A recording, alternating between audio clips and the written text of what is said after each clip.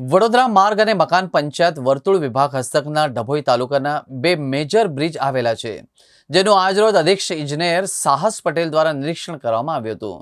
તેમજ બ્રિજના સમારકામ અંગે સ્થાનિક અધિકારીઓને સૂચનો પણ કરવામાં આવ્યા હતા. ગંભીરા બ્રિજ દુર્ઘટના બાદ રાજ્ય સરકાર દ્વારા રાજ્યમાં તમામ બ્રિજની ગુણવત્તા અને તેની મજબૂતી ચકાસવા માટેના આદેશ પણ કર્યા છે.